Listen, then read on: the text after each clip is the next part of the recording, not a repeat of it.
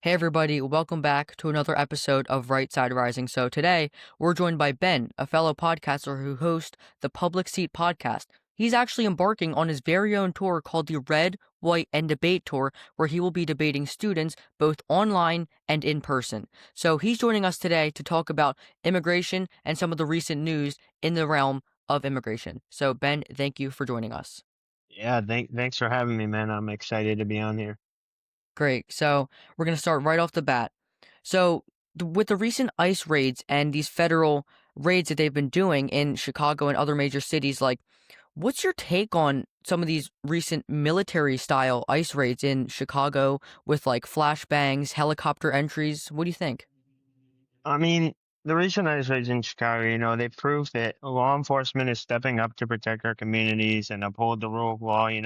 For too long, illegal immigration has been treated like a minor issue, but it brings real dangers, like gang violence, drugs, and human trafficking. Using military style tactics like helicopters and flashbangs may look tough, but I mean, sometimes that's exactly what's needed to handle criminals who don't respect our laws. These raids show, strength, and strength is what keeps America safe. Yeah. So, in terms of effectiveness, I mean, how much more effective are they when you enter with these helicopters and flashbangs and, obviously more visible force? How effective are they in terms of objective?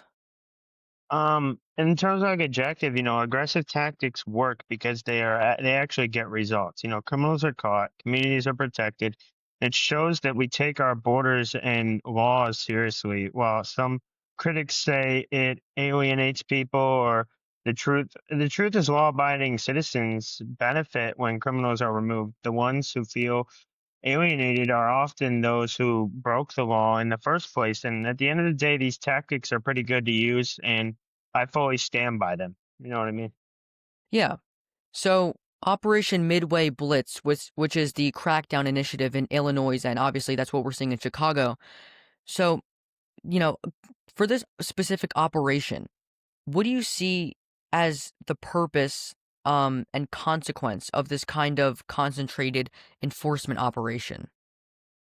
Well, some may call it too aggressive. You know what I mean? But the operation is to get these illegal immigrants out, and I think it's working pretty well. The truth is that what it takes to deal with these gangs, drugs, and people who think that they can break our laws without consequences. You know what I mean? We have to do operations like these to get these people out, and it's so sad because you would think, oh, they're tearing apart families with this operation. Well, they are, but half of them are terrible people who shouldn't have been here, and they're like gang initiated people and stuff. Yeah. So do you think that these, obviously military style and more aggressive type of raids, do you think that they are contributing to the almost zero border crossings? Yeah, 100%. I think that we are actually enforcing the law of the land that we should be enforcing, and I think that it 100% is helping with the zero border crossings when we come to the table and start using more aggressive styles. You know what I mean? Yeah. So many Americans say they support immigration, just not illegal immigration. Now, how should conservatives better communicate that difference? Because obviously, many liberals and many people on the left side of politics interpret that as just anti immigration. So, how do you think we can better communicate that we're for legal immigration and not illegal immigration? Well, I would say start with the basics, like, learn about it more. Like, coming from a student standpoint, I'm a student, and when I first learned about immigration, I was for all immigration, like, who wouldn't want these people to come in? But once you start focusing on who they really are, but we have to be for legal immigration, you know what I mean? The legal migration is amazing, and conservatives have to stand for that, but we can't stand for illegal immigration. Now, as you ask, how do we show that? Well, I would say that we just have to show support for legal immigration and not support illegal immigration. Yeah. And I mean that's such an important part. I feel like that's really misunderstood, obviously by liberals and stuff like that. Yeah.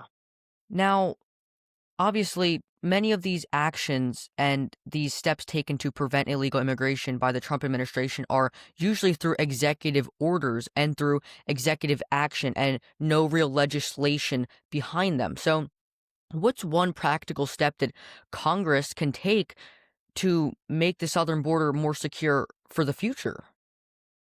Um, One step that Congress can take is obviously, well, passing more bills. So I would say I mean, it's the most common answer, but I mean, it's the only answer. We have to pass immigration bills too.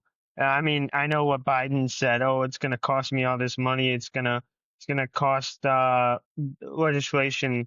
Well, yes, it will take legislation. So I think we need to pass more bills. Now, as to what bill, I don't really know exactly what bill we could pass to do that, but I feel like the congressman would know. You know what I mean? Yeah. So, obviously, I'm just going to pivot a little bit. Do you believe that we can solve the immigration crisis through addressing birthright citizenship, or do you think we can address that through other means? Can you repeat the question again? Sorry, I got. No problem. I can cut that out. Do you believe we can fix immigration and the immigration crisis without addressing birthright citizenship? Yeah, we can fully do that by enforcing more immigration laws and, as I said, pass bills and build the border up more and hire more security guards. You know, they're hiring them at $50,000 salary bonuses, and that's amazing. So we're getting more ICE agents. And I think that without having to do with birthright citizenship, there's a lot that can be done to end the migration crisis. Yeah, so and another thing is the cartels. That could also be a big factor, and some conservatives have floated the idea of declaring war on these terrorist organizations. That's what they're now designated as. Would that be effective or would that be dangerous? See, what I would say is it's both. It can be dangerous because these cartels, you can't underestimate them. They are very smart. They are known criminals. They are known agitators. Well, not agitators, but I was watching a video on that. But that's a whole different story. Um, um, yeah, the cartels are very smart, so it can be dangerous. But declaring war on them is a good thing because it gives us resources. You know, when you declare war on something or declare something, you get resources to end that. So I feel like Trump is giving the resources to end the cartels, like bombing these boats of these cartel members coming in with drugs. They could kill up to 25,000 to 50,000 people. I think that's good. And yeah, it's giving us resources when he declares them war on them, and but it still can be very dangerous.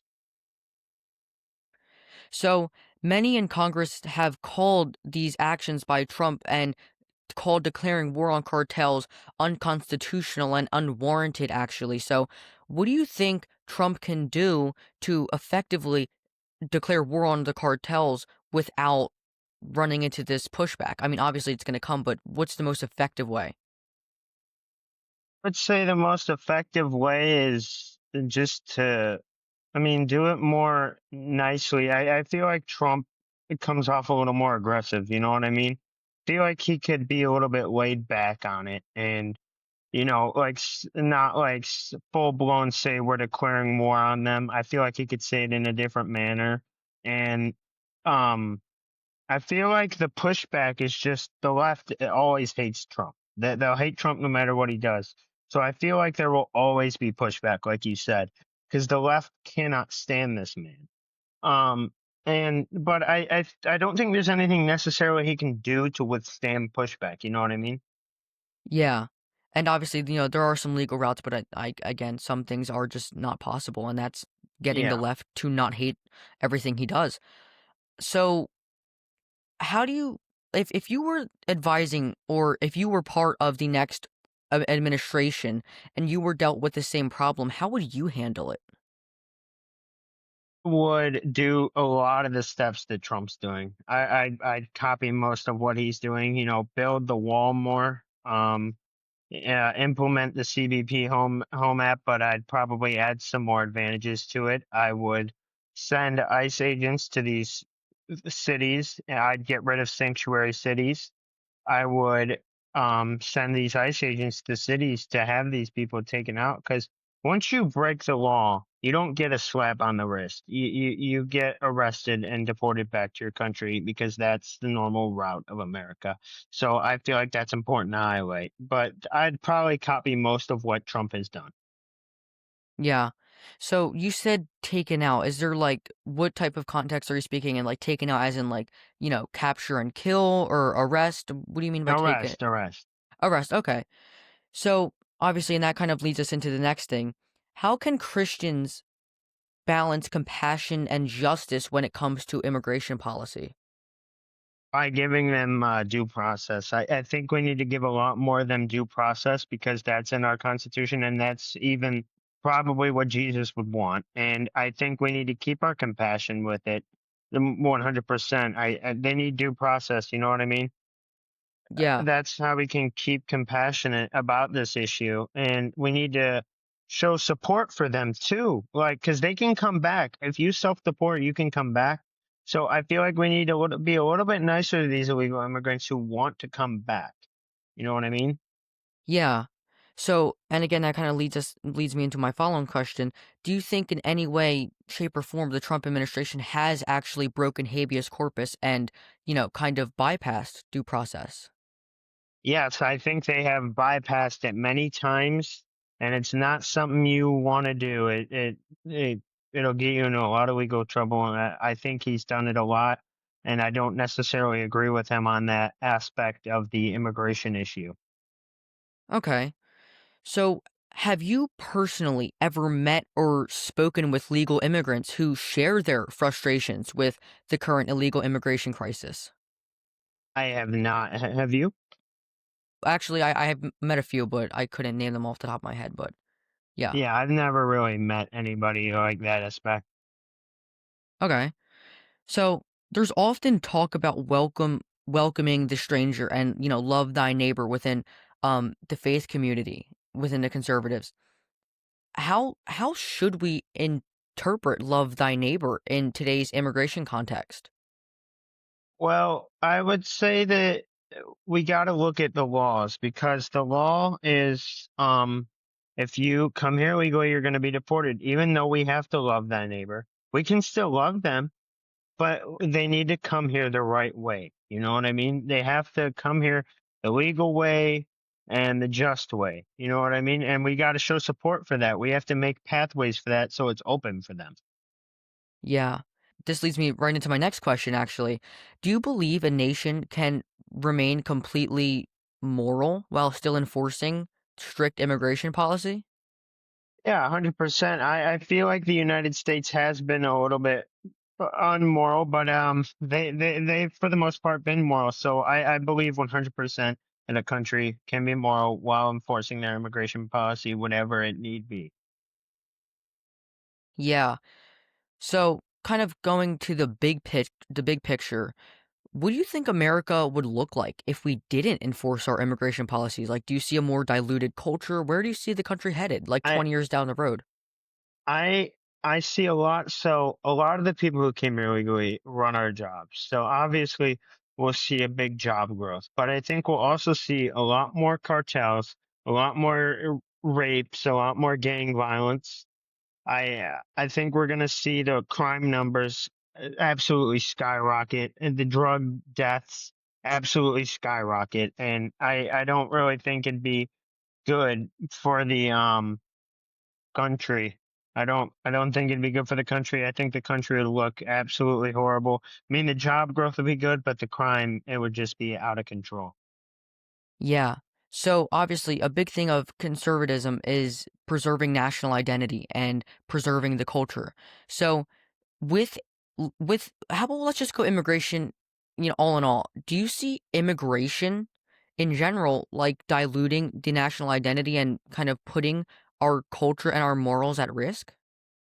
Yeah, I see that it can do that, but it also can't do that. It's a tough question to answer, but I see it as a big risk, and it's risking our national identity, and that's a terrible thing.